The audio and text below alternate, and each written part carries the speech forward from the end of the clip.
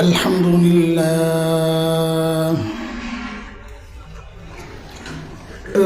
لله وكفى وسلام على عباده الذين اصطفى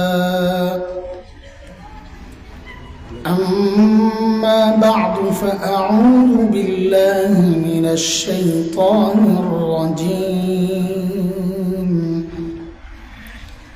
بسم الله الرحمن الرحيم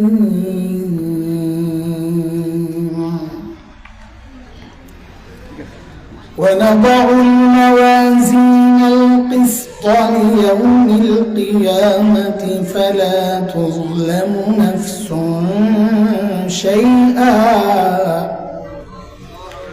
وإن كان مثقال حبة من خردل أتينا بها وكفى بنا حاسبين. وعن أبي هريرة رضي الله تعالى عنه أنه قال رسول الله صلى الله عليه وسلم كلمتان حبيبتان إلى الرحمن خفيفتان على اللسان ثقيلتان في الميزان سبحان الله وبحمده سبحان الله العظيم. آمنت بالله وبرسوله صدق الله العلي العظيم وبلغنا رسوله النبي الكريم ونحن على ذلك لمن الشاهدين والشاكرين والحمد لله رب العالمين. জামিয়া ইসলামিয়া হাফিজুল উলুম নতুন ভাষাঞ্চর মাদ্রাসার হিফজুল কোরআন এবং বুখারীর শেষ সবক প্রদান উপলক্ষে আয়োজিত 2 দিনব্যাপী বার্ষিক ওয়াজ ও দোয়া মাহফিলের আজকের প্রথম দিবসের চলতি অধিবেশনের মুহতারাম সভাপতি, প্রধান অতিথিবৃন্দ, হযরত উলামায়ে কেরাম, মুরব্বিয়ানে আযম, দূর দূরান্ত থেকে আগত ইসলাম প্রিয় সুধী সমাজ, প্রিয় ছাত্র ভাইয়েরা, যুবক বন্ধুরা, পর্দার আড়ালের মা ও বোন, আল্লাহ সুবহানাহু ওয়া তাআলার অশেষ মেহেরবানি যে মহান মালিক লাখো কোটি মানুষ থেকে বাছাই করে দিনই এই মাহফিলে আমাকে আপনাকে আসার বসার কিছু কথা বলা ও শোনার তৌফিক দান করেছেন। সেজন্য মহান রবের শুকরিয়া আদায় করি, জবান খুলে প্রাণ খুলে কালিমাতুশ শুকর উচ্চারণ করি আলহামদুলিল্লাহ। আমাদের অত্যন্ত শ্রদ্ধেয় বড় ভাই হযরতুল আল্লাম শেখ জাইনুল আবিদিন হাফিজাহুল্লাহ ওয়া রাআহ এবং আরেক বড় ভাই হযরত শেখ মুফতি কামরুজ্জামান হাফিজাহুল্লাহ তাআলা ওয়া রাআহ, একজন জাইন আর একজন কমর, খালি আলো আর আলো। মাঝখান দিয়ে আমি পড়ছি সিপাই হাসান জামিল। এটা ওই যে হুজুররা বুঝতেছে, আপনারা না বুঝাই আইসেন না খামাখা। আল্লাহ আমাদের এই মাদ্রাসাকে কবুল করেন। আমিন। আল্লাহ হযরত মুহতামিম সাহেব হাফিজাহুল্লাহকে সুস্থতার নিয়ামত দিয়ে দেন। আমিন। আমাদের ভাই যারা আমাদেরকে দাওয়াত করেছেন, সম্মানিত করেছেন, আল্লাহ তাআলা তাদের সম্মান দুনিয়া আখিরাতে বাড়ায়া দেন। আগামীকাল বুখারী শরীফের শেষ হাদিসের দর্স হবে, এক মুবারক মজলিস। তো আজকে আমি ওই বুখারীর শেষ হাদিস যেটা দর্স হবে, যেটা ছাত্রদের উদ্দেশ্যে যে কথাগুলো বলা হবে, এগুলো অনেক কথা আপনারা বুঝবেন না। এজন্য আমিও পাবলিক, আপনারাও সাধারণ মানুষ, আমরা কিছু কথাবার্তা বলি যেগুলো আমরা বুঝি। আমি এই জন্য কোরআন আল কারীমের ওই আয়াতটাও পড়েছি, যে আয়াতটা ইমাম বুখারী রাহমাতুল্লাহ আলাইহি ওই শেষ হাদিসটা আনার আগে দিয়ে এনেছেন অর্ধেক। আমি পুরোটা পড়েছি, সূরা আম্বিয়ার 47 নম্বর আয়াত। আয়াতের প্রসঙ্গে কিছু কথা বলি, হাদিসটা বরকতানি পড়া হয়েছে, শেষে কিছু কথা বলি ইনশাআল্লাহ। আল্লাহ তাআলা বলতেছেন কিয়ামতের দিন আমি আমল মাপার জন্য ইনসাফের দাঁড়িপাল্লা দাঁড় করাবো। প্রত্যেকের আমল মাপা হবে। এই মাপার ক্ষেত্রে কোনো খিয়ানত হবে না, কারো উপর বিন্দু মাত্র জুলুম হবে না, যেন পরবর্তী অংশটা ওই জুলুম না হওয়ারই ব্যাখ্যা দিচ্ছে। আল্লাহ তাআলা নিজেই ব্যাখ্যা দিচ্ছেন, وَإِنْ كَانَ مِثْقَالَ حَبَّةٍ مِّنْ خَرْدَلٍ أَتَيْنَا بِهَا। কারো আমল যদি সরিষা দানা পরিমাণও হয়, সেটা নেকি হোক বা গুনাহ, আমি উঠায়া দেব, ওইটাও হিসাবে আসবে। ছোট বলে হিসাব থেকে বাদ দিব তা না। আমাদের মাপার সময় মাপার পর অল্প কিছু বাকি থাকলে এটাও দিয়ে দেয় ফিরি, কি করব? আল্লাহ বলেন আমার ওই সিস্টেম না, যা করছ তাই উঠবে, সেটা নেকি হোক আর গুনাহ। এই আমল নামায় যখন ওজন করা হবে, আমল যখন পাল্লায় ওঠানো হবে, ফয়সালার জন্য ওইটাই যথেষ্ট। কারণ তখন ফয়সালা হয়ে যাবে আমার কি হবে, আমল নামা কথা বলবে। এটা বোঝার জন্য আমরা ওই সময়ের মানুষদের 4টা ভাগ করি। এই ভাগটা বোঝার জন্য মাপার সিস্টেমটা একটু বুঝি। আচ্ছা, দাড়ি পাল্লায় পাল্লা থাকে কয়টা? প্লেট থাকে কয়টা? একটু বুঝবেন জিনিসটা। প্লেট কয়টা থাকে? এক প্লেটের মধ্যে জিনিস দিয়ে ধরেন মাল দিছেন, আরেক প্লেটে পাথর, তাই না? পরিমাপক যন্ত্র বিষয়টা যেটা থাকে, পাথর হোক লোহা হোক যেটাই হোক। আচ্ছা বলেন তো, এক পাল্লায় মাল রাখার পর আরেক পাল্লায় যদি কিছু না দেন, খালি থাকে, মাপা যাবে? বলেন বলেন। মাপার জন্য শর্ত হলো 2 পাল্লায় জিনিস থাকতে হবে, তাই না? বলেন না একটু? হ্যাঁ হ্যাঁ। হাসরের মাঠে এই হিসাবে মানুষের ভাগ হবে 4টা। 1 নাম্বার, যাদের নেকির পাল্লায় নেকি তো আছে কিন্তু গুনার পাল্লা শূন্য। এখন বলেন আপনারা, সিস্টেম অনুযায়ী তাদের আমল মাপা যাবে? বুঝেন না এই কথা? কেন মাপা যাবে না? পাল্লা একটা খালি, সহজ তর্জমা বলেন আমার সাথে। কেন মাপা যাবে না? বলেন বলেন। মাপা কেন যাবে না? পাল্লা একটা খালি। বুঝছেন তো জিনিসটা নাকি? হ্যাঁ না আবার বলবো না? পাল্লার টাইম না দেখায় দেব। ঠিক আছে। এক প্লেটের মধ্যে আলু দিয়েছেন, আলু আলু আপনাকে আলুর দেশের মানুষ আইতাছে, আরেক পাল্লায় কিছুই দেন নাই, মাপা যাবে? যতক্ষণ পর্যন্ত ওই পাল্লায় লোহা টোহা কিছু না দিবেন দাড়ি, ততক্ষণ পর্যন্ত মাপা। হাসরের মাঠে এক শ্রেণীর মানুষ এমন থাকবে যাদের নেকির পাল্লায় নেকি তো আছে কিন্তু গুনার পাল্লাটা খালি, তাহলে তাদের আমল মাপা যাবে? তো আল্লাহ তাআলার ফয়সালা যেহেতু মাপার সিস্টেমের মধ্যে পড়ে নাই, এক পাল্লা খালি, আল্লাহ তাদেরকে বিনা হিসাবেই জান্নাত দিয়ে দিবেন। বিনা হিসাবের সিস্টেমটা বুঝছেন নি? কারা কারা? যাদের গুনার পাল্লা কেন মাপার সিস্টেমের মধ্যে পড়ে নাই, তারা কারা? যারা বিনা হিসাবে জান্নাতে যাবেন, যাদের নেকির পাল্লা খালি। তো আহলুস সুন্নাহ ওয়াল জামাতের আকীদা হচ্ছে, তারা হচ্ছেন সমস্ত নবী, নবী রাসূলগণ, সমস্ত নবী মাসুম নিষ্পাপ। কোন নবীর আমলে কোন গুনাহ না, কোন নবী জিন্দেগিতে কোনো গুনাহ করেন নাই। তো আমার সাথে এটা বলেন, সমস্ত নবী বলেন বলেন, আমার সাথে কথা বলেন, সমস্ত নবী কি? আরে আপনারা কথা না কইলে কি হইব? সকল নবীদের কি ও ভাই, আপনি শুয়ে না থাকবেন?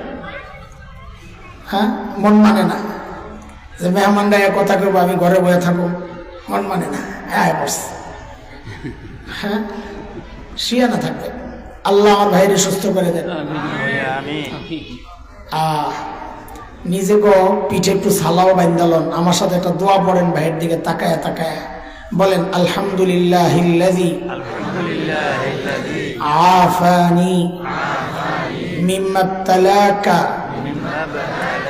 বিহি ওয়া ফাদ্দালানি আলা কাসীরিন মিম্মান খালাকা তাফদীলা।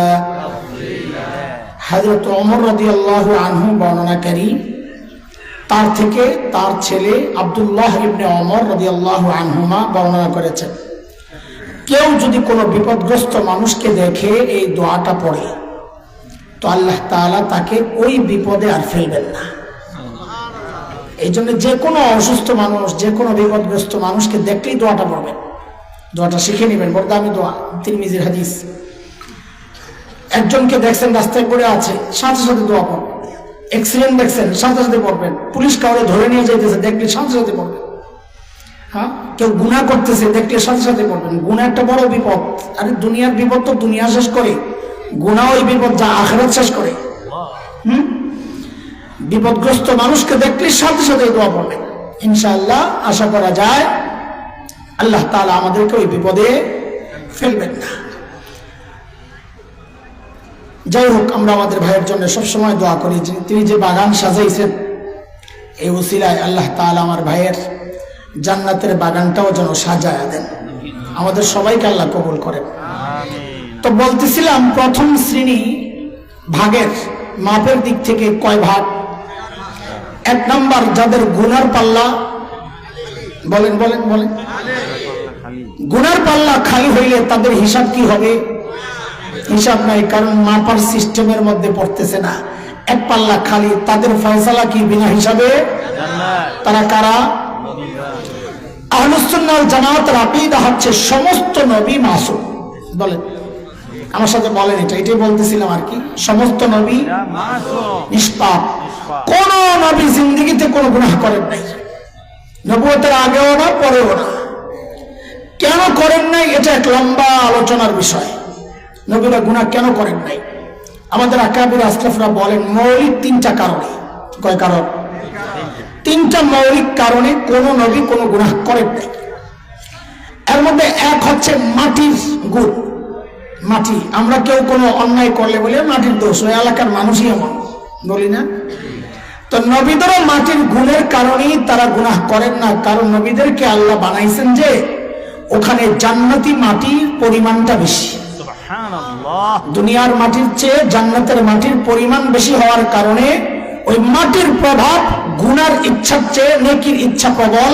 আল্লাহর রহমতের আশাও আছে, ভয়ও আছে, এত বেশি আমাদের তুলনায় অনেক বেশি। এই জন্য তারা গুনাহ করেন না, এটা মাটির প্রভাব। দুই নাম্বার হচ্ছে নবীরা আল্লাহকে উপলব্ধি করেন একদম কাছের থেকে। হযরত কাসেম নানতুবী রহমতুল্লাহ আলাইহি, ওনারা খাদেম ছিলেন, পাগলা টাইপের, একটু মজজুব, তাহলে ঠিক আছে। আবার তো হযরত যাচ্ছিলেন মুজাফফরনগর জেলখানায়, জেলারের সাথে ব্যক্তিগত সম্পর্কের কারণে কথাবার্তা আছে এজন্য। তো পাগলা মাঝে মধ্যেই কিছু প্রশ্ন করত, আজিবাজি প্রশ্ন।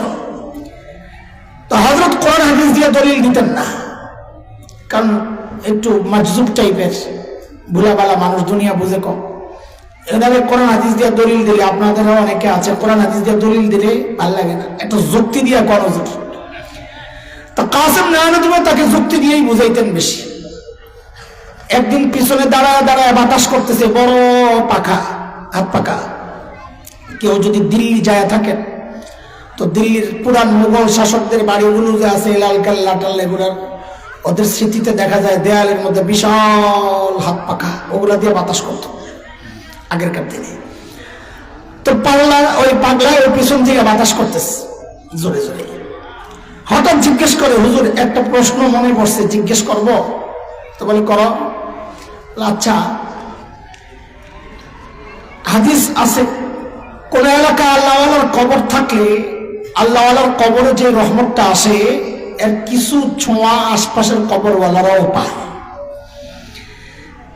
তো পাগলার প্রশ্ন হইল, ওয়ালা তাজিরু ওয়াজিরাতুন উযরা উখরা, কারো গুণের ভাগ কেউ নিবে না, তো নেকির ভাগ কেন পাইবে? ওনার রহমতের বাতাস পাশের কবরওয়ালায় কেন পাইবে? তো হযরত যদি কোরআন হাদিস দিয়ে বুঝান, সহজ সরল মানুষ একটু মুশকিল। তো হযরত তো বড় আজীব এক আদমি ছিলেন, যুক্তি এত দারুণ জানতেন কাসেম নানতুবি। তো বলেন যাই, তুই বাতাস কবজ কারে রে? কাক মারে, দেখিস আশেপাশে কারো গায়ে যেন বাতাস না লাগে। পাগল বুঝছি আমি, জবাব বুঝছে গেছি। তো ওই জেলখানার দিকে যে যাচ্ছে, 500 গজ দূরে থাকা অবস্থায় পাগলা জিজ্ঞেস করে, হযরত, নবীরা যখন কোনো ভবিষ্যৎবাণী করে এটা 100তে 100 ঠিক হয়, কিন্তু আল্লাহওয়ালা যখন কোনো ভবিষ্যৎবাণী করেন কখনো ঠিক হয়, কখনো ভুল হয়। এই পার্থক্যের কারণ কি? তো হযরত যেন তার কথার কোনো পাত্তাই দিলেন না, এমন একটা ভাব নিয়েছেন আর কি, উদাহরণ খুঁজতেছেন, আমি বুঝছি। তো বলে যে এই জেলখানার গেট কতদূর আছে রে? কত 500-600 হইব। কোনটা 500 না 600? এত দূর থেকে এইভাবে আন্দাজ করা যায় নাকি? আনুমানিক বললাম 500 বা 600। ঠিক আছে। ওর প্রশ্নের কিন্তু কোনো জবাব দেয় না।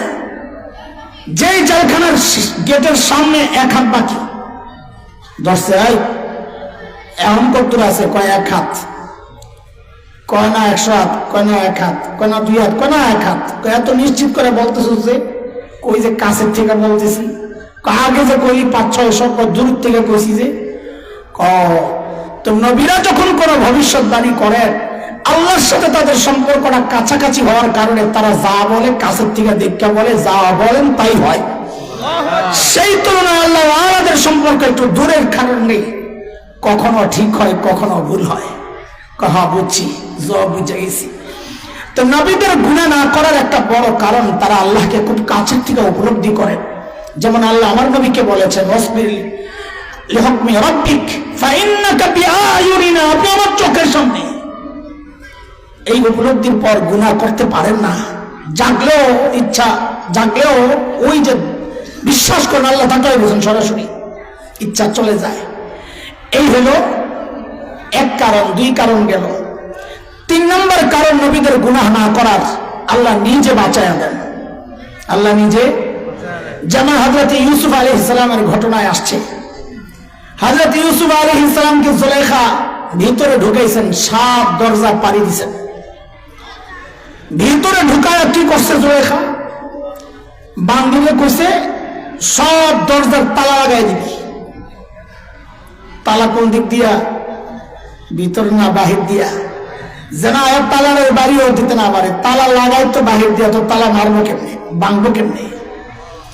সব তালা লাগাই এখন জুলাইখার ইচ্ছা পোষণ পূরণ করার জন্য যখন সামনে আসছে, তো আল্লাহ বলতেছেন, ওয়ালাকাদ হাম্মাত বিহি ওয়া হাম্মা বিহা লাউলা আরআ বুরহানা রাব্বি كذلك لنصرف عنه السوء والفحشاء إنه من عبادنا المخلصين।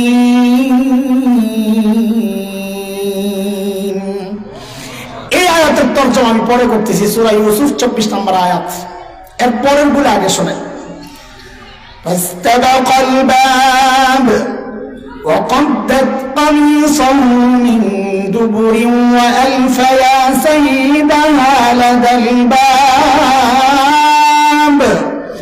قالت ما جزاء من أراد بأهلك سوءا إلا أن يسجن أو عذاب أليم।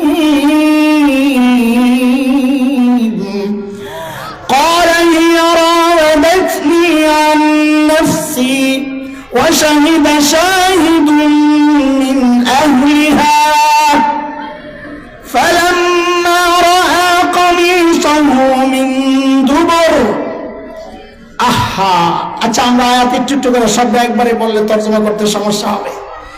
দুইজন যখন দৌড়াইতেছেন দরজার দিকে, হযরত ইউসুফ দরজার দিকে দৌড় দিছেন কি বইলাম, মাআযাল্লাহ বইলা, কি বইলা, এটাও আমরা পরে আসতেছি, আগে পিছন থেকে আইনা ভাঙ করে লই। দুইজন দিছে দরজার দিকে দৌড়, বেরি পিছন দিয়া দিছে থাবা, ওয়াকাদ্দাত কামিসাহু মিন দুবুর, টাইনা জামা ছেড়ে দৌড়ে যখন প্রথম দরজার কাছে গেছেন সাথে সাথে দরজা ঠাস করে খুলে গেছে। বলেন এটা কি নবী খুলছেন না আল্লাহ? এটা শুধু মনে রেখেন, কে খুলছেন? এরপরের দরজা ঠাস করে খুলে গেছে, এরপরের দরজা ঠাস করে খুলে গেছে, এরপরের দরজা ঠাস করে খুলে গেছে। বলেন এই যে খুলতেছে নবীর নিজের ইচ্ছায় না আল্লাহর ইচ্ছায়? শেষ দরজা যখন খুলছে বাইরেই দেখে মিশরের গভর্নর জুলাইখার স্বামী সামনে দাঁড়ানো। ওয়ালফায়া সাইয়্যিদাহা লাদাল বাব, জামাইরে দেখাই জুলাইখা মারছে পল্টি। কি পল্টি? قالت ما جزاء من أراد بأهلك سوء إلا أن يسجن أو عذاب أليم। আপনার বউর লোকে যে অপকর্ম করার চেষ্টা করছে কি শাস্তি হওয়া উচিত? দেখছেন কি বলতে পারছে? আপনার বউর লোকে খারাপ কাজ করে নিয়ত যে করছে আর কি শাস্তি হওয়া উচিত? তো চিন্তা করছে জামাই আবার কোনটা বইলা ফেলে নিজেই ফতুয়া দিয়া দিতেছে, শাস্তি নিজেই জানাইয়া দিতেছে, কারণ বউরা বড় ঘর নিয়ন্ত্রণ করে বউরা। এর প্রমাণ সাথে সাথে কি বলে, ইল্লা ইউসজান আও আযাবুন আলীম, হয় আয়না করে ঢুকান আর নয় রিমান্ডে দেন। ইউসজান জেলখানায় ঢুকায় দেন, আও আযাবুন আলীম অথবা কঠিন শাস্তি দেওয়া হোক। হযরত ইউসুফ তো পুরো বেকুফ হয়ে গেছে, আর কয় কি অপরাধ করলো কে, চাপায়া দিছে কার কাঁধে। সাথে সাথে নবী ইউসুফ কি বললেন, قال هي راودتني عن نفسي, আমার কোনো দোষ নাই, যা করছে এ বেটি। দলিল দাও। দেখেন 2 নম্বরই সব জায়গায় চলতেছে, দলিল দাও। অপকর্মের দাবি করছে কে, হযরত ইউসুফ না জুলাইখা? কে কে? হযরত ইউসুফ কি করছে? অস্বীকার করছে না, আমি কিছু করি নাই, যা করছে মহিলা। দুনিয়ার সিস্টেম, এটা শরীয়তের সিস্টেম। দলিল কে দিবে? যে দাবি করবে। আল বাইয়িনাতু আলাল, মনে কর না আল বাইয়িন, আপনার নাম ওই যে পোলা ভাই, এই যে আমাদের ছোট ভাই যারা, আল বাইয়িনাতু আলাল মুদ্দাই, দাবি যে করবে দলিল সে দিবে। ওয়াল বাইয়িনাতু আলা মান আনকার ওয়াল ইয়ামিনু আলা মান আনকার, আর যে অস্বীকার করবে সে কসম খাইবে না, আল্লাহর কসম আমি এটা করি নাই। অথচ এখানে দাবি করছে জুলাইখা, দলিল চাওয়া হচ্ছে ইউসুফের কাছে। তাহলে সিস্টেমের মধ্যে বললো না, সিস্টেম পাল্টাই গেছে। কেন? কারণ তখন জুলাইখারা ক্ষমতায় থাকলে নিয়ম মানা লাগে না। বুঝেন নাই কথাটা? আমি বুঝাইতে পারি নাই মনে হয় আপনার। ক্ষমতায় থাকলে নিয়ম মানা লাগে না, সব অনিয়মটাই নিয়ম হয়ে যায়। এখন হযরত ইউসুফ কই দলিল পাবো কই? এর মধ্যে জুলাইখার এক ফুফাতো বোন আসছিল শাহী মহলে বেড়াইতে, তার ছোট্ট একটা বাচ্চা ছিল, ছেলে। ওই বাচ্চা এমন কান্না শুরু করছে, কান্নার থামে না। হযরত ইউসুফের কানে ওই কান্নার আওয়াজ আসছে। হযরত ইউসুফ চিন্তা করেন, যে আল্লাহ দরজা খুলছে, এ আল্লাহ আমার একা এমনি ছেড়ে দিব নাকি? দিয়ে দেই দলিল একটা, যা করে আল্লাহ। কই যে বাচ্চাকে সাক্ষী দিব, শাহিদুন মিন আহলিহা, ওই যে তার পরিবারের বাচ্চাটা অসাক্ষী দিবে। জুলাইখা গা চান্দু খাইছো ধরা, দলিল অন্য কিছু দিতে, বাচ্চারে বানাইছো দলিল, বাচ্চায় কি সাক্ষী দিবা? আমি করবো। কিন্তু হযরত ইউসুফের ঈমান ছিল নবীওয়ালা ঈমান। তিনি চিন্তা করেছেন, আমি যাকে ডেকেছি মাআযাল্লাহ, সেই আল্লাহ আমাকে একা ছাড়তে পারেন না। এটা নবীওয়ালা ঈমান। বেটি আরো উৎসাহিত হয়ে আনো হচ্ছে না, এত খুশি, আনো হচ্ছে না। বাচ্চারে লইস, এই পাপ কে করছে কব? আচ্ছা কোন বাচ্চা কথা বলতে পারে? পারে যদি আল্লাহ চান। বলেন, আরে বলেন না, যদি কে চান? আল্লাহ। ওই যে হাসরের মাঠে মানুষ চামড়ারে করবো, চামড়ারে, তুই আমার বিরুদ্ধে কেন সাক্ষী দিলি? সূরা হামিম সাজদা 21 আয়াত।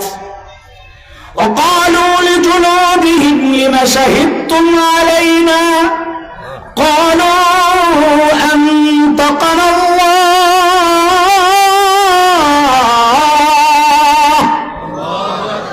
قالوا أنطقنا الله الذي أنطق كل شيء। আমি সাক্ষী কেন দিব? আমার আল্লাহ কথা বলার ক্ষমতা দিয়েছেন, যে আল্লাহ চোখেও কথা বলার ক্ষমতা দিয়েছেন, কানেও কথা বলার ক্ষমতা দিয়েছেন, হাত পাও কথা বলবে, তা আমারও দোষ দিয়ে আর কি? কাজে আল্লাহ যদি চান তো চামড়াও কথা বলতে পারে, আল্লাহ যদি চান চোখও কথা বলতে পারে, আল্লাহ যদি চান কানও কথা বলতে পারে। কথা বলে? বাচ্চাই তো কথা বলার কথা না, কিন্তু হযরতে নবী ইউসুফের আল্লাহর উপর ভরসার কারণে আল্লাহ বাচ্চার মুখ দিয়া কথাও বের করে দিচ্ছেন। কথা যে বের করছেন, কথাও জানতেন কথা না যে জুলেখা অপরাধ করছে, ইউসুফ নির্দোষ, এমন কথা কয় নাই। এমন কথা কইলে জুলেখা ও জাদু করে কথা বের করছে।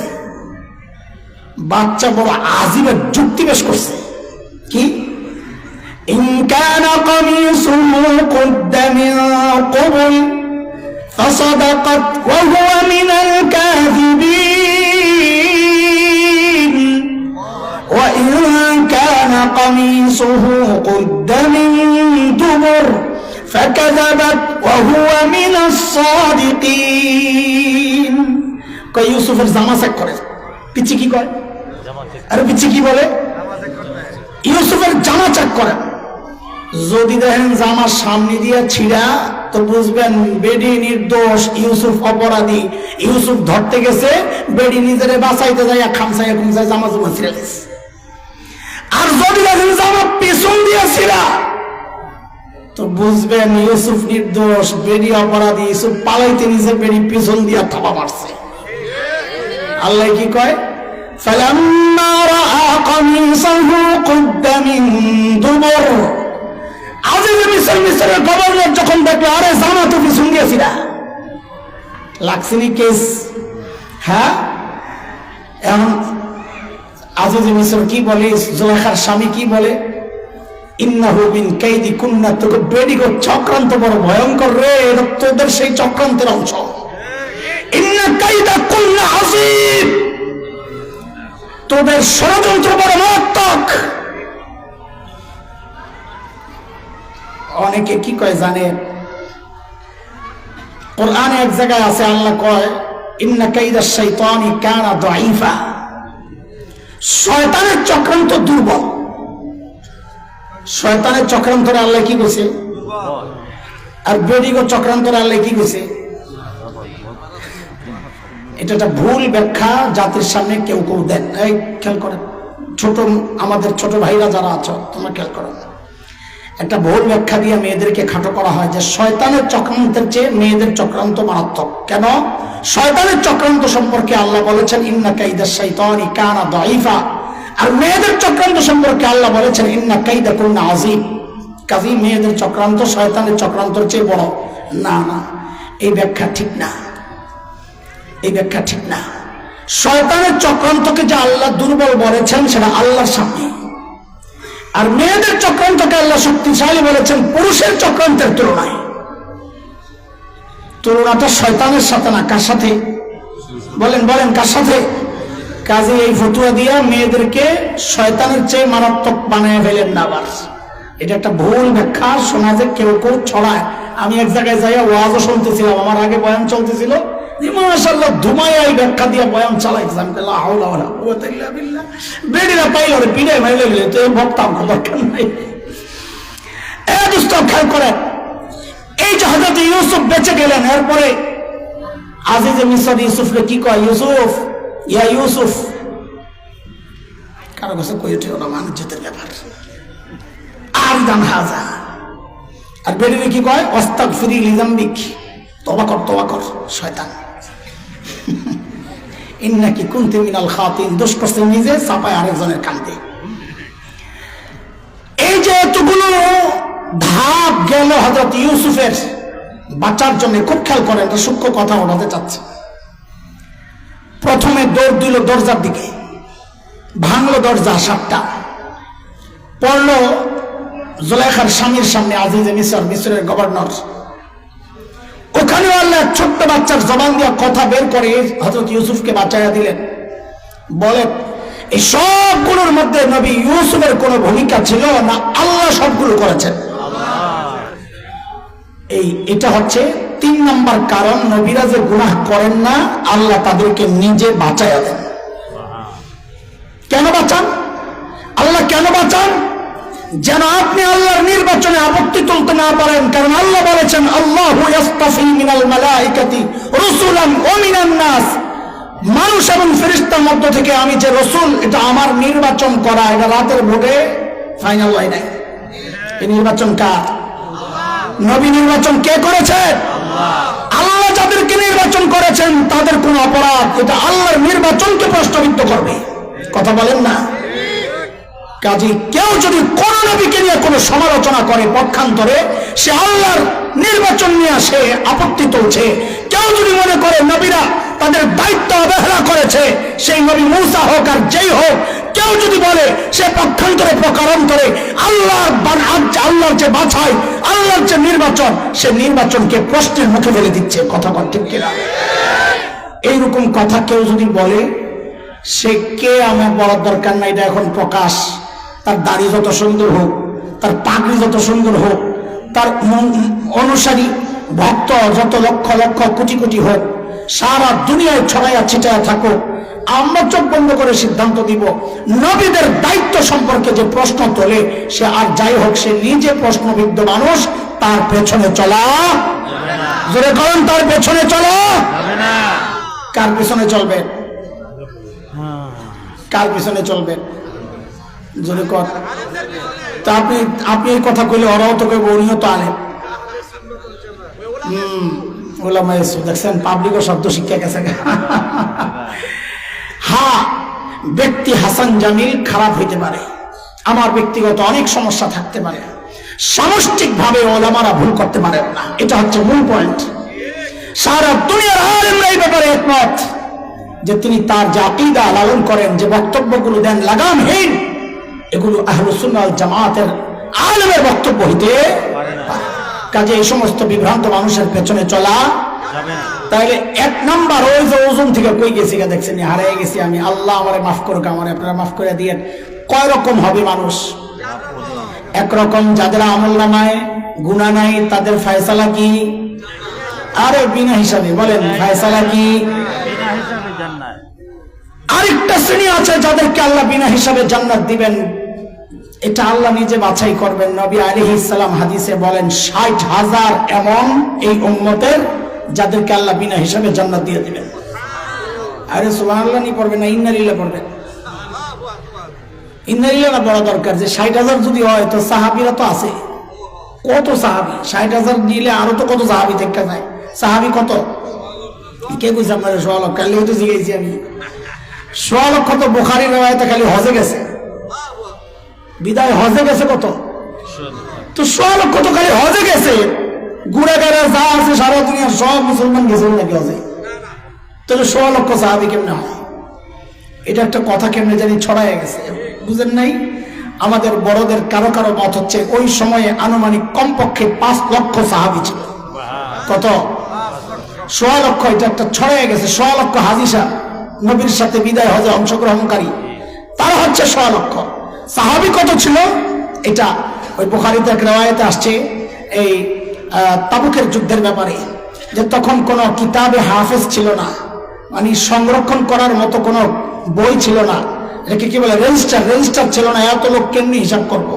এটা যা কইতো ওট কয়টা খাওয়াইছে রে, কয় 10টা, কয় মানুষ 1000।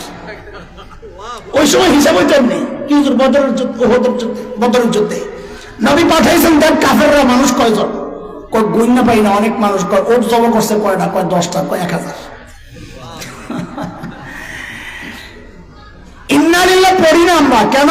কারণ হাদিসের পরের অংশটাই বড় আমাদেরকে আশা জাগায়। নবী বলেন ওই যে 70,000, ওই 70,000-এর প্রত্যেকে আবার 70,000 করে লয়ে যাবে। এইবার তো একটু আশা করা যায় না? ও আল্লাহ, আমাদের আমল নামা পাল্লায় ওঠাইও না আল্লাহ, বিনা হিসাবে দিয়ে দিও। পাল্লায় উঠাইলে বাঁচার উপায় নাই।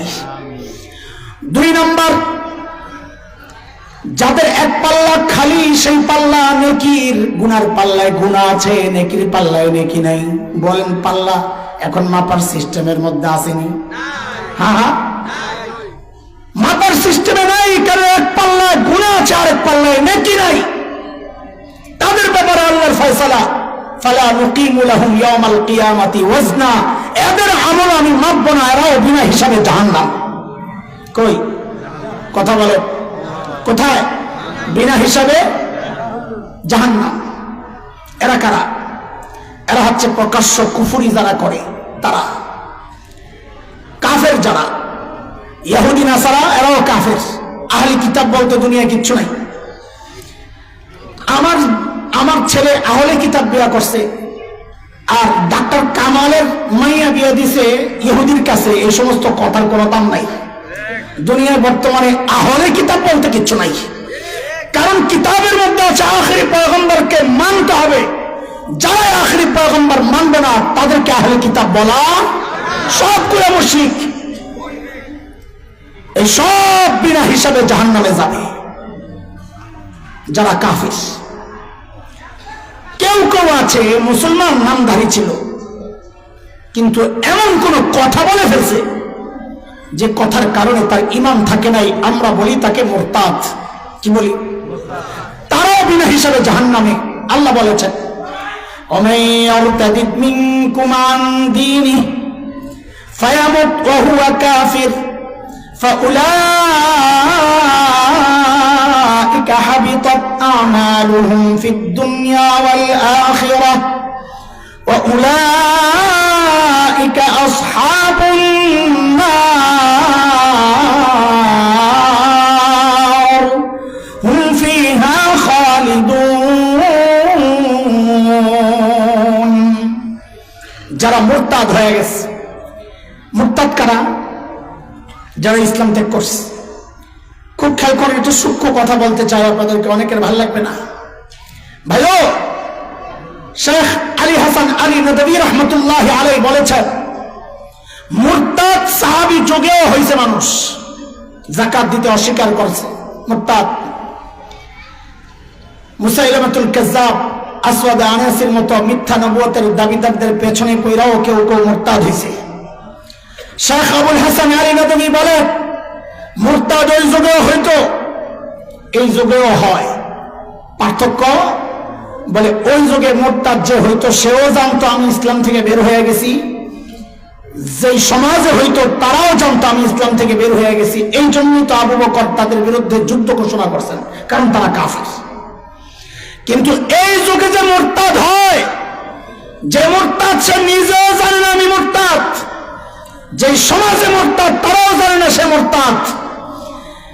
দাড়ি নিয়ে কটূক্তি করে এই মানুষ মুসলমান থাকতে পারে না, টুপি নিয়ে কটূক্তি করে এই মানুষ মুসলমান থাকতে পারে না, পর্দার বিধান নিয়ে কথা বলে এই মানুষ মুসলমান থাকতে পারে না। যারা বলবে আমরা শরিয়া আইন চাই না, আল্লাহর কসম সে যত বড় দলের নেতা হোক সেও মুরতাদ, এই ব্যাপারে কোনো সন্দেহ নাই, কোনো সন্দেহ।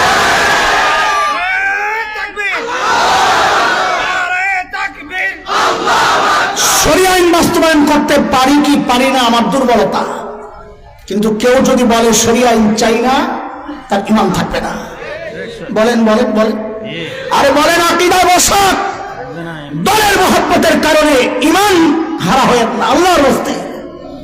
বরং যারা এগুলো বলে এদেরকে যারা বুঝা যে দেশের আপামর মানুষ আপনাদেরকে ভালোবাসে, এক ফ্যাসিস্টের বিরুদ্ধে আপনাদেরকে মানুষ দাঁড় করাতে চায়, স্বাধীনতা সার্বভৌমত্ব রক্ষায়, এদেশে ইসলামী পরিবেশ রক্ষায়, আধিপত্যবাদী ভারতের আগ্রাসন থেকে নিজেদেরকে বাঁচানোর জন্য মানুষ আপনাদেরকে সাপোর্ট করে। কিন্তু মনে রাখেন, আপনাদের চেয়েও শক্তিশালী দলীয় অবস্থান যাদের ছিল ওদেরকে ছুঁড়ে ফেলতে মানুষ দ্বিধা করে নাই, আপনাদেরকেও ছুঁড়ে ফেলতে মানুষ দ্বিধা করবে না। এদেশের মানুষ দল যাই করে কোরআনকে ভালোবাসে, চিৎকার করে কোন ঠিক কিনা, শরিয়াকে ভালোবাসে। আপনারা কি মনে করেন করে, কিন্তু মনে রাখেন পরিবেশ কিন্তু পাল্টেছে। 5 তারিখের পর মানুষ এখন প্রকাশ্যে বলতে শুরু করেছে, আলেমরা না, কলেজ ইউনিভার্সিটির আমাদের সোনার ছেলেরা, যে কোরআন অনুযায়ী রাষ্ট্র চলবে। আলহামদুলিল্লাহ, আমরা বলি ওই যে আমাদের দেশকে দখলের চক্রান্ত রাজনীতি করে সীমান্তে খুব গন্ডগোল চালাচ্ছে, দেশ দখল করবে। আমি তো বলি সাহস করে ঢুকে না যাবি, খেলা একটা হবে ইনশাআল্লাহ। মুসলমান প্রস্তুত কিনা কথা কর। আরে ছোটবেলা থেকে চাই জিহাদের চেতনা লালন করছি, তোরা না ঢুকলে বাস্তবায়নের প্রয়োগের সুযোগ তো পাচ্ছি না। আমার দেশকে ঘোড়ার ডিমের দখল করবি, আমরা স্বপ্ন দেখি ভিন্ন কিছু। তাকায় দেখ, আমাদের স্বপ্ন বাস্তবায়ন শুরু হয়ে গেছে। তাকায় দেখ, আমাদের কোথায় সিরিয়ায় কালিমার পতাকা উঠে গেছে, আফগানিস্তানে কালিমার পতাকা উঠে গেছে। আমরা স্বপ্ন দেখি ইনশাআল্লাহ খুব শিগগির দিল্লির লালকেল্লায় আবারও কালিমার পতাকা পথ করবে ইনশাআল্লাহ, পথ করবে ইনশাআল্লাহ।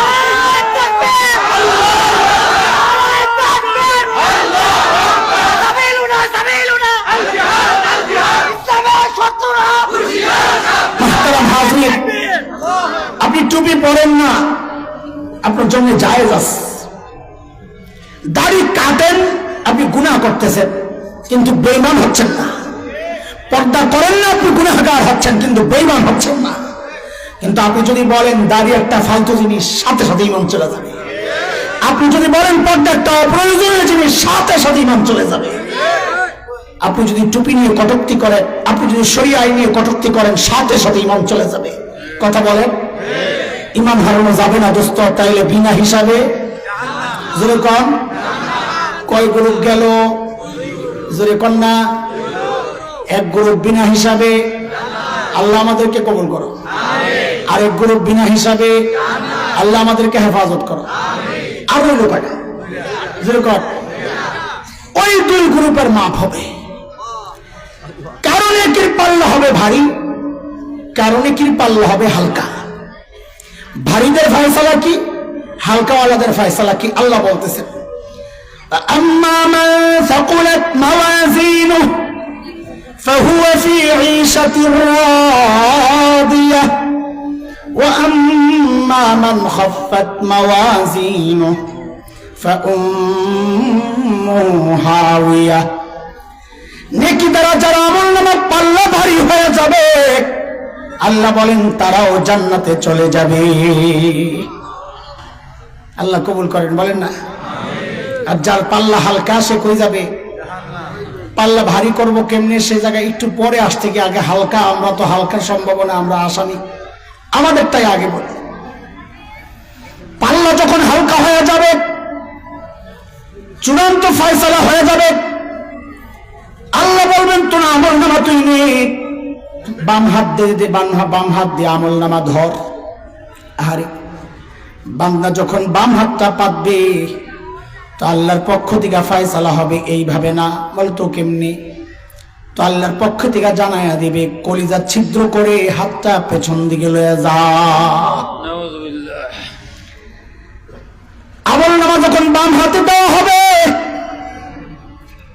তখন চোখ তো সামনে, আমল নামার পেছনে, তখনও তো দেখার কোনো উপায় নাই। আল্লাহ ফেরেশতাদেরকে হুকুম করবেন, তখন তার মুখটারে মটকায়া পিছনের দিকে লইয়া যাবে, বলে তোর আমল নামা তুই দেখ। আমল নামা দেখে বান্দা একটা চিৎকার দিবে। কি বলে চিৎকার দিবে? কোরআন সূরা হাক্কার মধ্যে আল্লাহ লম্বা আলোচনা করেছেন।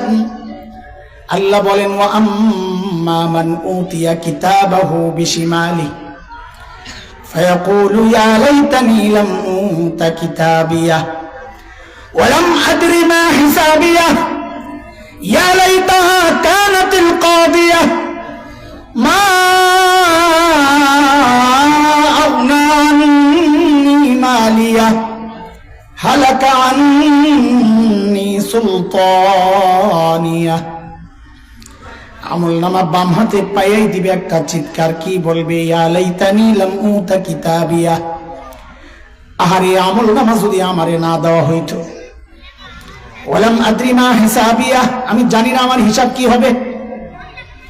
ও মুসলমান, আমাদের তো হিসাব নিয়ে কোনো টেনশন নাই, অথচ জান্নাতের সুসংবাদ পাওয়া আবু বকর ওমরদের ইতিহাস পড়ে দেখেন। আহারে সাইয়েদনা আবু বকর হিসাবের ডরে কি করতেন? দূরে নির্জনে যায় যায় একা একা কাঁদতেন আর বলতেন, ইবনা আবি কুহাফা, এরে আবু কুহাফার ছেলে, তুই মানুষ কেন হইলি রে? এখন আল্লাহর আদালতে দাঁড়ায়া হিসাব তুই কেমনে দিবি? সাইয়েদনা আবু বকর গাছের পাতা দেখে দেখে চিৎকার করে করে কাঁদতেন আর বলতেন, ইয়া লাইতানি কুনতু ওয়ারাকা মিনাশ শাজারা, তোবা গতকাল, হায় আমি আবু বকর মানুষ না হইয়া যদি গাছের পাতা হইতাম তো জীবজন্তু আমারে চাবায়া চাবায়া খায়া ফেলত, আমার আর হিসাব দেওয়া লাগতো না। এখন হিসাব কেমনে দিব? কোথায় আবু বকর, কোথায় হাসান জামিল? ওই আসামি সেদিন চিৎকার করে করে কাঁদতে থাকবে, ও দুনিয়ার টাকাওয়ালা, আজকে তো টাকা দিয়া বিচার পাল্টা। সেদিন চিৎকার করে করে কাঁদবে আর বলবে, মা আগনা আন্নি মালিয়া, আমার মাল তো আমারে বাঁচাইতে পারলো না। ক্ষমতার দাপটে বিচার পাল্টা। সেদিন চিৎকার করে করে কাঁদতে হবে আর বলতে হবে, হালাকা আন্নি সুলতানিয়া, আমার ক্ষমতাও তো শেষ, এখন আমার কে বাঁচাবে? আওয়াজ আসবে, আওয়াজ। আল্লাহ আযাবের ফেরেশতাদেরকে হুকুম করবেন, ওর চিৎকার চেঁচামেচি থামা। যখন কান্না করার দরকার ছিল তখন তো কান্না করে নাই। এখন পরীক্ষার রেজাল্ট বের হওয়ার পর কান্নাকাটি করলে রেজাল্টের কোনো পরিবর্তন হবে না। খুযুহু ফাগুল্লুহু সুম্মাল জাহিমা সাল্লু, এগুলারে ধর, বেরি পড়া, টাইনা হেসরায়া নিয়া জাহান্নামে নিয়া ফালাইয়া দে। বলে কেমনে পেঁচাবে? কি দিয়া পেঁচাবে? আল্লাহ বলেন, সুম্মা ফি সিলসিলাতিন যারউহা ৭০ যিরাআন ফাসলুকু, ৭০ গজ লম্বা শেকল দিয়া পেঁচায়া টাইনা নিয়া জাহান্নামে। হযরত ইবনে আব্বাস রাদিয়াল্লাহু আনহুমা বলেন, ওই শেকল দিয়া কেমনে পেঁচাবে জানোনি? আহারে, হযরত ইবনে আব্বাস বলেন, শেকলের মাথাটা নাকের ছিদ্র দিয়া ঢুকায়া পায়খানার রাস্তা দিয়ে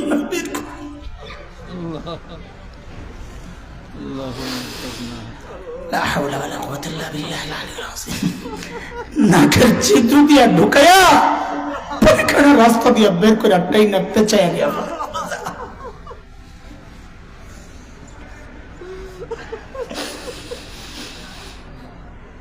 এরে বাবা, গুনার পাল্লা খালি করেন, উপায় নাই, উপায় নাই। গুনার পাল্লা খালি না করে উপায় নাই। আর সুবর্ণ সুযোগ তো আছে, সুবর্ণ সুযোগ কিন্তু আছে, হতাশ হয়েন না। পাল্লা ভারী করার পদ্ধতিও শিখাইয়া দিয়েছেন আমার নবী, পাল্লা হালকা করার, গুনার পাল্লা হালকা করার পদ্ধতিও শিখাইয়া দিয়েছেন আমার নবী সাল্লাল্লাহু আলাইহি ওয়াসাল্লাম। বলে পাল্লা হালকা কেমনে করব? গুনার পাল্লা। আমার নবী আমার রবের একটা নাম শুনিয়েছেন, আমার রবের একটা নাম গফফার। ডাকবেন না একটা আল্লাহকে গফফার বলে ডাকবেন। আল্লাহু আকবার, আল্লাহু আকবার। এরে দোস্ত, গফফার মানে বুঝেননি আপনারা? গফফার মানে কি বলেন? গফফার মানে কি? চুপ করে আছেন যেন আমি বলি, আমি বুঝি, আপনারা অর্থ একটা জানেন, কিন্তু ওইভাবে অর্থ বললে তো দিলে যায়া লাগবে না। আমাদের বড়রা অর্থ কিভাবে বলেন তো শোনেন। আমাদের বড়রা বলেন, গফফার মানে চিনুনি? গফফার কাকে বলে চিনুনি তুমি? বলে না, বলে দুনিয়ার সবাই অপরাধী খুঁজে শাস্তি দেওয়ার জন্য। সন্তান অপরাধ করলে মা ও বাবাও খোঁজেন শাস্তি দেওয়ার জন্য। বলে গফফার ওই মালিকের নাম যিনি অপরাধীরে খোঁজেন মাফ করার জন্যে। প্রতি রাতে শেষ রাতে এসে মালিক ডাকতে থাকেন। কি বলে ডাকে? আলামিন মুস্তাগফিরিন ফাগফির লাহ। আয় কে কে গুনাহ করছস, আয় আয় আয় আয়, আমি আইছি তোরে মাফ করতে, খালি মাফসা মাফ করে দেব। বলে মালিক মাফ করবেন কত? হাবিবের মাধ্যমে মালিকের জবাব আসছে, বান্দারে তুই গুনাহ করছস যত। বলে মাফ করবেন কত? বলে গুনাহ করছস যত। তারপরে বলেন না কত। তো হাদিসে কুদসিতে আল্লাহ বলেন, আমার বান্দার গুনার পরিমাণ যদি গোটা দুনিয়া ভরে যায়, ভরতে ভরতে ভরতে ভরতে ওই সুদূর আসমান, আসমান কত দূর বিজ্ঞানীরা কল্পনাও করতে পারে নাই, কত হাজার কোটি মাইল দূরে চিন্তাও করতে পারে না। আল্লাহ তাআলা বলেন, বান্দার গুনার পরিমাণ যদি সারা দুনিয়া ভৈরা ভরতে ভরতে যায়া ওই আসমানের সাথে যায়া ঠেকে, তা আল্লাহ বলেন লা উবালি, আমার কোনো পরোয়া নাই, বান্দা মাফ চাইলে আমি তার সব গুনাহ মাফ করে দিব। আরে চিৎকার করে বলেন আল্লাহু আকবার। এমন সুযোগ থাকতে আমল নামারে হালকা না করার কোনো সুযোগ নাই। গুনার পাল্লা খালি করব তো ইনশাআল্লাহ, বলেন করব তো ইনশাআল্লাহ। নেকির পাল্লা ভারী করার জন্য নবী আলাইহিস সালাম ছোট্ট ছোট্ট আমল শিখাইছেন, ছোট্ট ছোট্ট আমল শিখাইছেন। যে আমার উম্মত, তুমি তো শয়তানের ধোকায় পড়ে থাকবা, নফসের প্ররোচনায় পড়ে পড়ে। মাদ্রাসার প্রতিষ্ঠাতা, মাদ্রাসার প্রতিষ্ঠাতা আমার ভালোবাসা।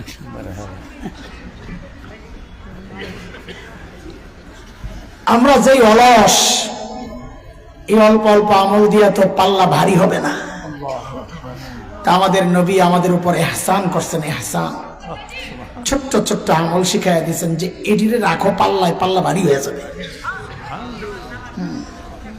এর মধ্যে একটা আমল, ওই যে বুখারীর শেষ হাদিসটা পড়ছি ওই জায়গায় নবী বলেন দুইটা কথা মাত্র, দুইটা। কয়টা?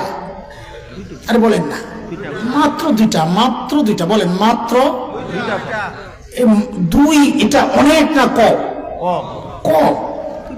মাত্র দুইটা কথা, কিন্তু এই কথাগুলোর তিনটা গুণ। কয়টা গুণ? এক নম্বর, হাবিবাতানে ইলার রহমান, রহমানের কাছে খুব প্রিয়। সুবহানাল্লাহ। কার কাছে? আচ্ছা কর, মাত্র কয় কথা? কার কাছে প্রিয়? কর, আপনারা ভুল করবেন আমি জানি। কার কাছে? এই যে এখান থেকে আওয়াজ আছে, আল্লাহর কাছে। আমিও বলি নাই, নবীও বলেন নাই। তোমার খবর আছে? কার কাছে? কার কাছে? হুজুর আল্লাহর রহমান কি পার্থক্য? আরে পার্থক্য আছে বলেই তো আমি ভেজালটা লাগাইলাম। বলেন আপনারা সবাই, কার কাছে? রহমানের কাছে খুব প্রিয়। বাস, এটা এই পর্যন্ত রাখেন, পরে আইতাছি ইনশাআল্লাহ। আগে পিছন থেকে সাজায় নেই। কয় গুণ? এক নম্বর, রহমানের কাছে খুব প্রিয়। খাফিফাতানি আলাল লিসান, উচ্চারণ খুবই সোজা। আচ্ছা, উচ্চারণ যে সোজা কেমনে বুঝলাম? আপনারা আমার সাথে বলেন, সুবহানাল্লাহি ওয়া বিহামদিহি, সুবহানাল্লাহিল আযীম। এই তাসবিহ দুইটা পড়তে কার কার দাঁত ভাঙছে? কার কার ওযু ভাঙছে? কার কার ঘাম ছুটছে? কথা কয় না, আসেন নি কেউ? আপনাদের জন্য সোজা মানি হবে। আর ছাত্র করে আগামীকাল হুজুর পড়াবেন যা, আপনারা কিচ্ছু বুঝবেন না। যে এখানে কিছু হরফ আছে, হরফে ইস্তিআলা, খুসসাদাতিন কিস, এই দুই কালিমার মধ্যে একটা শুধু যা, হরফ ইস্তিআলা, যারা উচ্চারণ করা কঠিন, মাত্র একটা, এই জন্য সোজা। হরফে সিদ্ধা আছে একটা, বা, এই জন্য সোজা। হরফে লিন উচ্চারণ করা সহজ, তিনটা, তিনটাই আছে, আলিফ ও ইয়া। জুমলা ইসমিয়া ফেলিয়ার মধ্যে ইসমিয়া সোজা, ফেলিয়া কঠিন, দুটোটাই ইসমিয়া। মুনসারিফ গায়রে মুনসারিফের মধ্যে মুনসারিফ সোজা, গায়রে মুনসারিফ কঠিন, একটাও গায়রে মুনসারিফ নাই, সব শব্দ মুনসারিফ। বুঝছেননি কিছু? এরপরও পাগড়ি একটা পয়রা তবলিগে যায় ভাবলাম যে হুজুররা কিছু জানে না, অথচ যা করছে আমরা বক্তব্যে বলবেন জানে, আমরা না আবের বলবেন জানে। মাত্র 3 ক্লাস পড়ছে, আর ওই ওর উস্তাদ বুখারী পড়ে 20-30-40 বছর, হেল লগে ভাবলেন। আপনারা কি বুঝেন তাবলিগ নিয়ে কথা কন? সুবহানাল্লাহ। থাক থাক, আপনার করে কষ্ট দেওয়া আমাদের মাকসাদ না। আপনারা যারাই আছেন এখানে যদি কেউ থাকেন, বিশ্বাস করেন আপনাদের বিরুদ্ধে আমাদের কোনো অভিযোগ নাই, আফসোস আছে, আফসোস আছে। কিসের আফসোস? হারে পোড়া কপাল, শেখ মুফতি আব্দুল মালিক হাফিজাহুল্লাহকে তুমি মুরব্বী মানতে পারলা না। তুমি মুরব্বী মানলা কারে? পাগড়িওয়ালা এক ইঞ্জিনিয়ার নেই। আফসোস এটা। কারণ 2-3 মিনিটের কথা কই আমি শেষ করব, সময় বেশি আমার নাই। হুজুররা তো আমার টাইম দিয়ে দিয়েছে যতক্ষণ, আমি তো বুঝি ওই যে কত কয় যত শিক্ষা গেছে না। দেখেন একটা ছোট্ট উদাহরণ দিই আপনার করে, বুঝছেন? ভুল বুঝছেন না, ভুল বুঝছেন না, আমরা ভুল বুঝছেন না, আমরা আপনাদের হিতাকাঙ্ক্ষী। আদম আলাইহিস সালামের কয় ছেলে আছিল? ছেলে অনেক আছিল, 2 ছেলের কথা গন্ডগোলে আসছে। কি নাম? এক ভাই আরেক ভাইরে মারছে। কে কারে মারছে? কোন? কাবিল হাবিলরে মারছে। সমাজ কি হুজুরে তো গন্ডগোল লাগায়, আপনারা গন্ডগোল লাগাইলেন না যে? মাশাআল্লাহ মাশাআল্লাহ, আমি তো গন্ডগোল লেগে যায়। যারা জানে টিপসটা কাতিল কাবিল, হ্যাঁ গন্ডগোল লাগে না। ওই যে পোলাবেন এগুলা ছাত্র যারা, এগুলা এমন একটা সাইজ করে লইবা যেন জিন্দিগিতে না বলো। কুসুফ খুসুফ ফেস লাগাই দেয়, সূর্যগ্রহণ চন্দ্রগ্রহণ। আরে মানে ফেস লাগানোর দরকার কি? খায়ের মাথায় নক্তা আছে, কাফ খালি। সূর্যের লগে নক্তা নাই, চাঁদের লগে নক্তা আছে তারা। তো খুসুফ মানে চন্দ্রগ্রহণ, কুসুফ মানে সূর্যগ্রহণ, ফেস লাগবো কেন তবে? হ্যাঁ, আল কালিমাতু লাফজুন উজিয়া লিমানান মুফরাদুন মুফরাদান। ওই এরব কোনটা উত্তম মেডেলে পেস লাগাই দেয় পোলা মানে। আমাকে পেস লাগানোর দরকার নাই। ওই জুরাইন আছে একটা এলাকা, পুস্তকলার লগে দিয়ে জুরাইন মনে রাখবি, হারা জিন্দিগি মুফরাদের এরব ঠিক থাকবো। জুরাইন লিখতে শব্দের যে সিরিয়াল জিম র নুন নসব, জর রফা নসব, এই হলো এরবের সিরিয়াল উত্তম। জুরাইন মনে রাখলি। ওই দিন শিখেছি ওলাবেন শিখ, মনে রাখতে পারে না। ওই যে 7 সিস্টার, ভারতের 7টা রাজ্য আছে না, অনেক পোলাবান এগুলো পারে না। তো না পারতেব না, আমি দখল করতে না, ওগুলো পারা লাগবো তো। হ্যাঁ পারা লাগবো তো। পোলাবান শিখেছিলাম আমি অত্রি ম্যাম না। পোলাবান কি লাগবে তো লিখবি না, আমি অত্রি ম্যাম না। 7 সিস্টার আছে, এক বেডিরে ডাক দিছে অত্রি ম্যাম, তো বেডি কয় আমি অত্রি ম্যাম না। কারণ এটার ভিতরে 7 সিস্টার কেমনে? আগরতলা, মিজোরাম, ও অরুণাচল, ত্রিপুরা, ম্যাম মেঘালয়, মণিপুর, নাগাল্যান্ড। আমি অত্রি ম্যাম। ওটা পোলাবেন বুঝানোর টিপস আর কি, পোলাবেন সহজে মনে রাখতে পারে পড়া। হ্যাঁ, এরকম অনেক শব্দ আছে আমার কালেকশনে, যে এগুলো পোলাবেন যেন পড়া মনে রাখতে পারে সহজে, যেন জিন্দিগিতে ভেজাল না লাগে। আল্লাহ আল্লাহ আল্লাহ আল্লাহ। চলেন কোথেকে কই গেছি? কাবিল মনে আছে নি? কাবিল। তো কাবিল হাবিলকে হত্যা করছে, তাই না? হত্যা কইরা এখন লাশ তো দাফন করার সিস্টেম জানে না, কারণ এর আগে তো কেউ মরে নাই। এখন এটাকে কি করবো? শুটকি বানাইবো না রোস্ট করে খাইবো না বুনা করবো না কি, কিছুই বুঝতেছে না। বয়া চিন্তা করে আল্লাহ তাআলা দাফন শিখানোর জন্য পাঠাইছেন কাউয়া একটা। কি পাঠাইছেন? কাক কাটা কইছে। আমি কাক কইছিলাম কি? কেন কাউয়া কাকের পার্থক্য? এখানে খোসা উদ্দেশ্য, খোসার মধ্যে শব্দরে বিকৃত করে কইতে হয়। যেমন আমি যখন কাক কাদের, বিষয়টা ভালো লাগবে না, একটু খোসা এখন কাউয়া কাদের, এটা একটা ভাবই আলাদা। আরে বুঝেন না আপনারা? এগুলো বুঝার জিনিস তো। আরে এগুলোই তো সাহিত্য। হ্যাঁ, তাহলে কি বানাইছেন? কথা কয় কাউয়া বানাইছে। কাউয়া আরেক কাউয়ারে দাফন করছে, নাড়ি উঠাইয়া দাফন করছে। কাবিল দেখা কয় হায় খোদা, কাউয়ার জ্ঞান আমার নাই। তাহলে কি কইতেছে সূরা মায়েদার মধ্যে?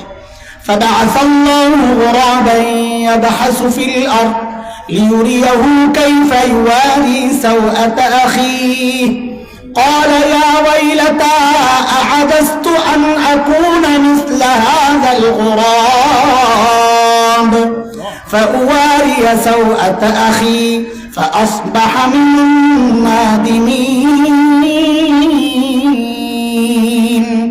কাবিল লজ্জায় শেষ, কাউয়ারের এমন নাই। বিষয়টা না, হযরত আদম তখন ছিলেন, আদম নবী, ওহী আসতো। আল্লাহ তাআলা যদি চাইতেন আদমের কাছে আলাইহিস সালামের কাছে, ওহী পাঠাইয়া বলতে পারতেন না আপনার এক ছেলে আরেক ছেলের হত্যা করছে, দাফনের সিস্টেম জানে না, আপনি যাইয়া শিখাইয়া দেন, বলতে পারতেন না? পারতেন? পারতেন। তো আল্লাহ নবীরে না পাঠাইয়া পাঠাইলেন কারে? কথা কয় না কেন? আল্লাহ কাবিল্লা, তোর মতো জালিমের উস্তাদ আর মুরব্বী আমি নবীরে বানাবো না, বানাবো কাউয়ারে। আমি কই যেটি পোড়া কপাল এটি হক্কানি পীরের কাছে যায় না, যায় দেওয়ানবাগির কাছে। যেটি পোড়া কপাল এটি মুফতি আব্দুল মালিকের মুরব্বী কর্তৃক বানাইবো। কপাল তো পোড়া, তাই জন্য সন্ত্রাসী একটা ইঞ্জিনিয়ার যায় মুরব্বী বানায়। কারণ আল্লাহ মুরব্বী পাইতে হইলে কপাল লাগে, কপাল। জালেমের মুরব্বী আল্লাহ আল্লাহওয়ালারে বানায় না। এবার কাবিলের ঘটনা দিয়েই প্রকাশ। বুঝতে আসছেন কথা? তা আমাদের নবী বলেন, আমল নামা পাল্লা ভারী করতে চাও তো দুইটা তসবিরে পাল্লায় রেখে দাও, পাল্লা ভারী হয়ে যাবে। সুবহানাল্লাহ বলবেন না? কোন দুই কালিমা বলেন? আমি আর ব্যাখ্যায় যাব না, অনেক কথা ছুটে যাবে শেষে। বলেন আমার সাথে, সুবহানাল্লাহি ওয়া বিহামদিহি, সুবহানাল্লাহিল আযীম। পাল্লা একটা ভারী হলে আরেকটা কি থাকবো? খালি খালি, ঠিক না? হ্যাঁ, তবে হাসরের হিসাবটা একটু ভিন্ন। এটা আমি ওই পেশালে যাবো না, শুধু একটু বুঝেন। এই ভারী মানি, দুনিয়ার ভারী মানি নিচের দিকে যায়, আর নেক আমলের ভারী হইলে যাইব উপরের দিকে। কোন দিকে? হাসরের মাঠের সিস্টেম হবে উল্টা। কেন? নেক আমলের গতি নিচের দিকে না, ইলাইহি ইয়াসআদুল কালিমুত তাইয়্যিব ওয়াল আমালুস সালিহু ইয়ারফাউ। নেক আমলের গতি কোন দিকে? এই জন্য নেক আমলের পাল্লা, যেই পাল্লা নেক আমল থাকবে ওই পাল্লা কোন দিকে যাবে? হাসরের সিস্টেম উল্টা। থানবী রহমতুল্লাহি আলাইহি বলেন, হাসরে এমন অনেক কিছুই উল্টা হবে। যেমন দুনিয়ায় আমরা শয়তান দেখি না, শয়তান আমাদেরকে দেখে। সূরা আরাফ আয়াত 27, ইন্নাহু ইয়ারাকুম হুয়া ওয়া কাবিলুহু মিন হাইসু লা তারাউনাহুম। কিন্তু হাসরের মাঠে আমরা শয়তান দেখব, শয়তান আমগরে দেখব না। এমন অনেক কিছুই হাসরে উল্টা হবে। আমাদের পাল্লাকে আল্লাহ নেক আমলের পাল্লাকে ভারী করার, সমৃদ্ধ করার, যত আমল আছে সব করার তৌফিক দান করেন। আর গুনার পাল্লারে তওবার মাধ্যমে হালকা না, একদম মাইনাস, যেন বিনা হিসাবে জান্নাতে যাওয়া যায় এমন আমল না মানে আল্লাহর সামনে দাঁড়ানোর তৌফিক আল্লাহ দান করেন। আমিন আমিন। আবার দোয়া করতেছি, আল্লাহ আমাদের এই প্রতিষ্ঠানকে দারুল দেওবন্দের মতো কবুল করেন। আল্লাহ আমার ভাইকে সুস্থতার নিয়ামত দেন, এবং আমাদের প্রতিষ্ঠাতা যিনি আছেন মুহতারাম, আল্লাহ তাকেও লম্বা নেক হায়াত দেন। এর সাথে খিদমতে যারা আছেন আল্লাহ সবাইকে শাইখুল হিন্দের গুণ দিয়া সাজায় দেন। আমাদের ছাত্রদেরকে যোগের মাদানী, যোগের থানবী বানায় দেন। আর আপনারা আশপাশের যারা সহযোগী আছেন মাদ্রাসা, আল্লাহ তাআলা আপনাদেরকে আনসার সাহাবীদের সাথে জান্নাতে কবুল করেন। আমিন আমিন। ওয়া আখিরু দাওয়ানা আলহামদুলিল্লাহি রাব্বিল আলামিন। আসসালামু আলাইকুম ওয়া রাহমাতুল্লাহ।